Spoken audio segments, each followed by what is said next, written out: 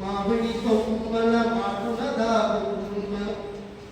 మామిడి కొమ్మల మాటున దాగున్న ఓ కోయిలమ్మలు తుడి రాగములను మానలే మోదములను వీడి